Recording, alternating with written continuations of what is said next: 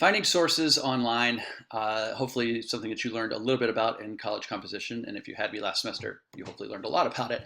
Uh, Not as easy as it used to be. Never really was all that easy, but in these times, finding what's real news versus what's, that awful term fake news is tougher than it's ever been. And so I would like to walk you through a couple of the places where if you stay with these couple of websites, these couple of databases, you will be fine in terms of this class. There are research methodologies out there that I would love to share with you, but this class starts with a 2 and not a 3 or a 4. And so I want to show you a couple of the places that you stick there, you're going to be okay. I'm recording this on a day off for me, so forgive the t-shirt. Let's see, I just noticed I'm wearing a t-shirt. So start off by Googling Stark State Library or typing it into your search bar. Don't go to starkstate.edu. That's not going to be as helpful. So you got the digital library at Stark State, and there are plenty of nice resources. Just clicking through here, you can request an appointment. There you go. Fake news. What is real and what isn't? That sort of thing. African American History Month, of course.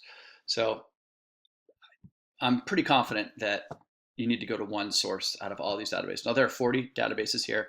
Oh, that number used to be so much bigger. And I can maybe, if there's time towards the end, I can show you a couple of other ones that might be useful to you. Some of these are pretty discipline specific. Let's say, MathSciNet. That's not a database I'm going to find myself on too often, I wouldn't think. Education Full Text, that's one that as a teacher I would use. But Academic Search Complete, the very first entry, owned by this massive multinational conglomerate, EBSCO, who, well, I'll say my complaints about EBSCO and how their tentacles are all throughout the academic fields for some other time. So you can limit your results. You can also do this with your results itself, but I always say that clicking on full text is a sound strategy so that you don't have to spend undue time searching for an article that sounds interesting. You just kind of get a little more of a streamlined experience. So any phrases can fit into these search areas here, and there's 3 of them. So that's always nice to be able to. Here's that phrase, Boolean. No one uses it anymore, but that's basically what it is when you search a couple of phrases at the same time or a couple of terms. So of course, we have technology as our theme for this class. So let's go through it with let's go through this example with technology and where'd it go? Okay, and then technology and okay. Well, let's just see what pops up. Skills in the workplace, philosophy of technology assumptions and educational leadership, eco-technologies. I mean, there are really lots of different ways to find a good topic, and there's going to be the Padlet here. Look, of all the research essay topic ideas, these are years worth of students posting to this, and you will add your own to it, probably more towards the bottom, but you'll hopefully find some articles that you can click onto. Let's see, so technology and let's make it education. Just because I'm a teacher and I'm using technology, let's see what comes out.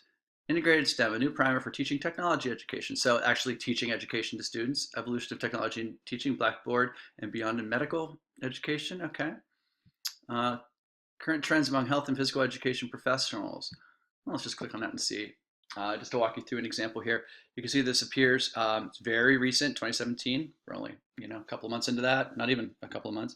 It's in Physical Educator magazine, which if you're planning on being a phys ed teacher or even a science, exercise science sort of person, maybe this article would be useful to you. Health and physical education professionals who implement technology appropriately can contribute to helping students become physically educated individuals. And doesn't that sound nice?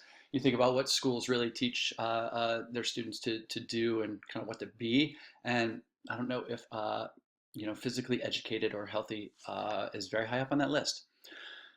So you have, I know Jennifer Krause, that's not her though. Let's see. So then this is my way of teaching you about subject terms. So you got phys ed, health education, pedometers, social media and education, and electronic discussion groups.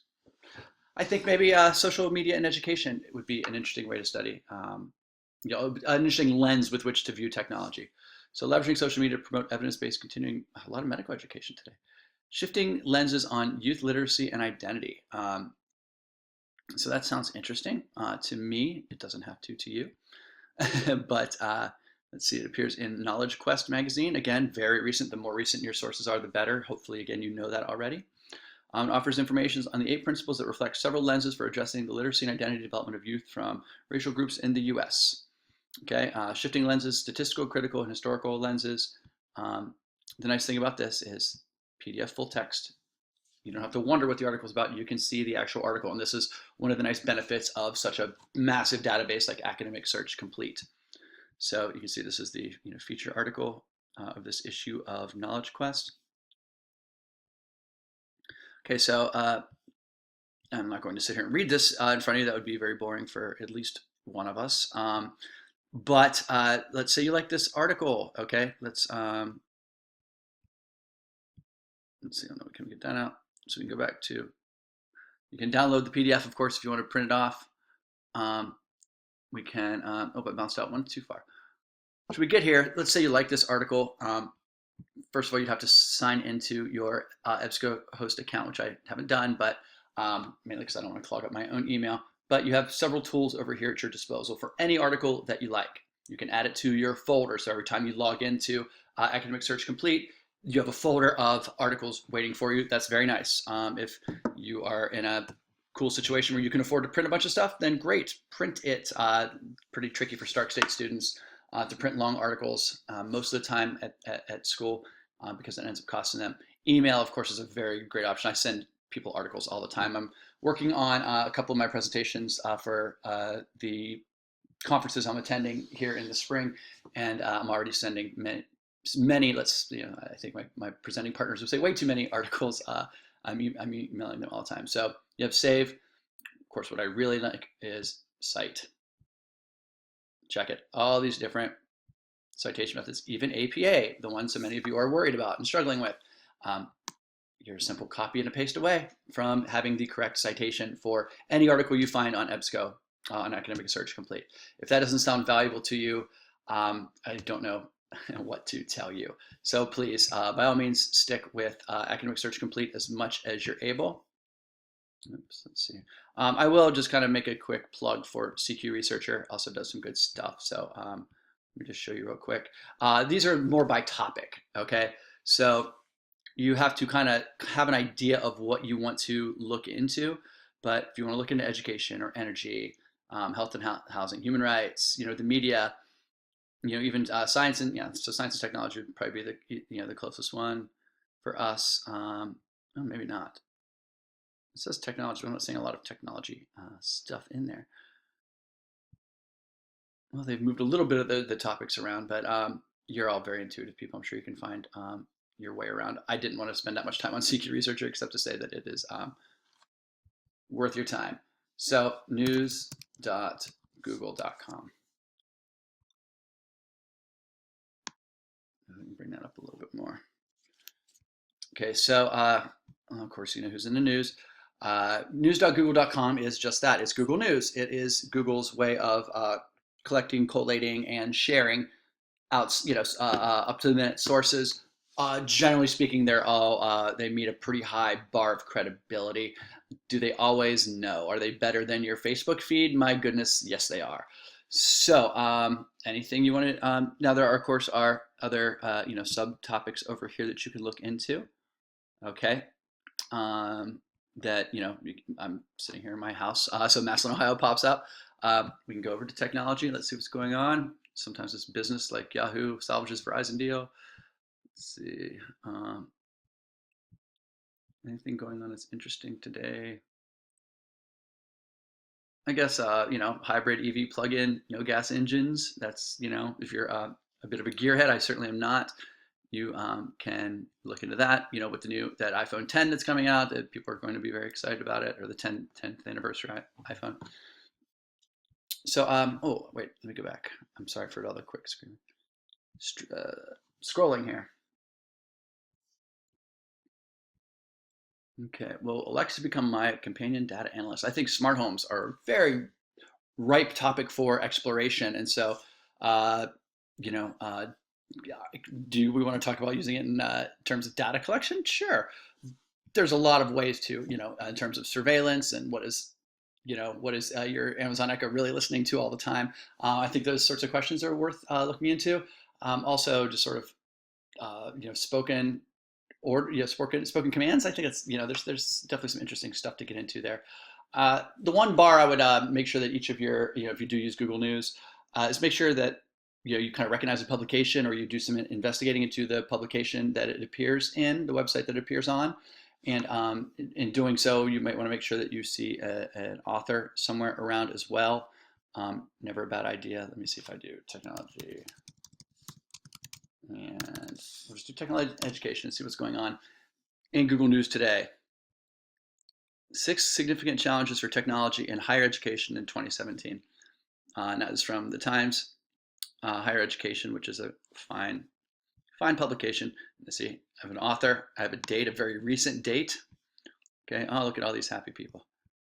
Get out of here. Okay, can I not? Okay, well, of course, the website's got to make money, but you can see formal and informal learning, and this is something I spend a lot of time thinking about. When are students learning formally? When are they learning informally? And does it really matter to make those sorts of distinctions? So again, I'm going to the things that I'm interested in, but you should go to the things that you're interested in. I really I can't speak too much to like how effective social media is in locating any sorts of interesting topics outside of social media as a topic itself. So I would strongly advise against getting into your Facebook feed, of course, your Twitter feed, and seeing what's going on there. I'd rather you start from a slightly more, I'll say it, like an evolved place, like a good academic would.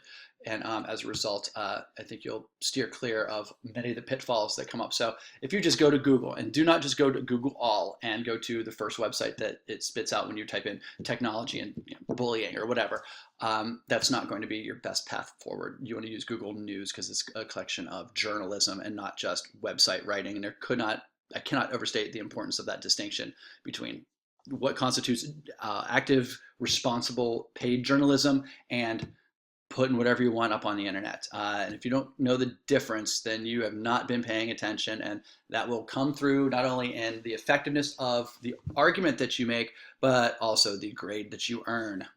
My startup disk is always almost full. So if you have any questions, let me know, but those are the 2 places. I don't think you really need to travel much further beyond them. And to the unfortunate percentage of you that won't even watch the screencast and never know that, sorry about your luck. To those of you that are sticking around here, I'll give you a thumbs up. Hold on. Click on.